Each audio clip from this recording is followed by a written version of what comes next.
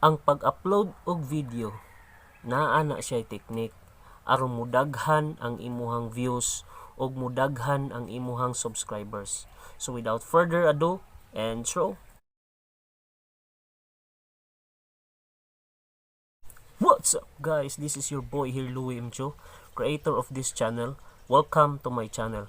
Kung bago pa ka ani nga channel, please consider like, subscribe to my channel, and hit the notification bell para updated ka sa ako mga videos.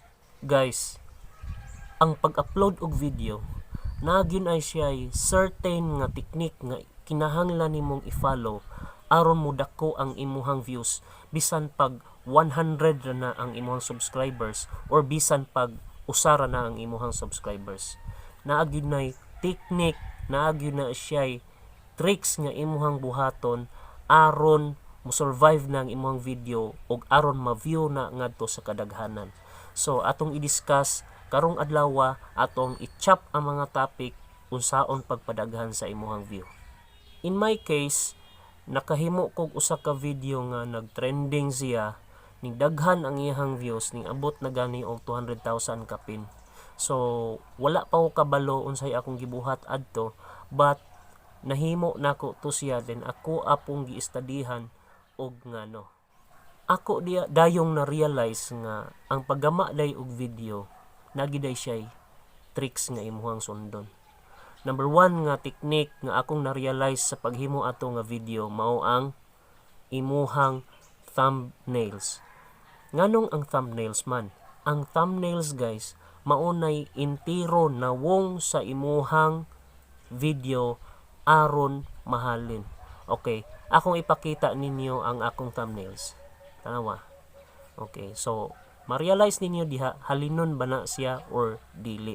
Ang pagpili og sakto nga thumbnail maunay mo surface ngadto sa YouTube ug mutaas ang imuhang impression. Unsa man ang impression?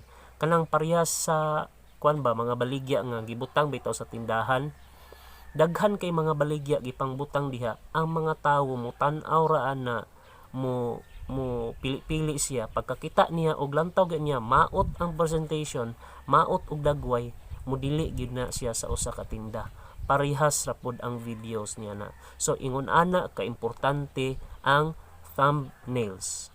Ikaduha nga imuhang i-consider aron mahalin ang imong video, aron mudaghan ang imuhang views dinhi sa YouTube, i-consider nimo ang paggama nimo og title sa imuhang video. Kinahanglan ang imuhang title interesting, catchy, dayon ma-realize nagi makatunan ang imuhang viewers ba sa imuhang title or sa imuhang video.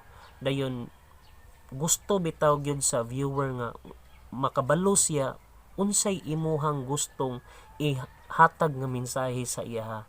After sa nagbutang na ka og thumbnails, no, butangan po nimo description, i-describe nimo unsa nang imuhang video about para makabalo ang YouTube algorithm ana unsa nang imuhang video.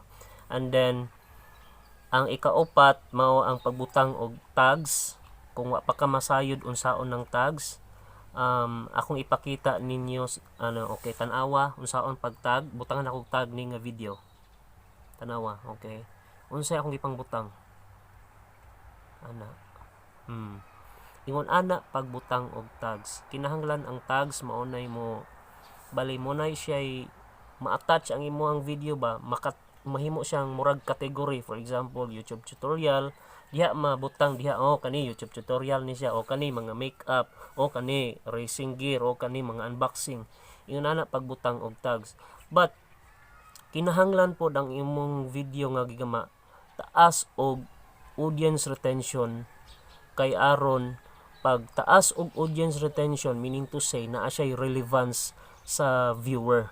Pag taas ang relevance sa viewer ana, ma-realize na sa YouTube, oy, taas ni siya og retention rate, taas og watch time. So okay, ako pa ni siyang i-offer ngadto sa uban nga mga subscribers or uban nga mga tawo aron makakita pa ni siya og daghang views. So akong i-recap ang topic nga nahisgotan, no. Una, ang imuhang title, magama kag catchy nga title. Ikaduha, ang imuhang thumbnail, kinahanglan catchy pud ang imuhang thumbnail.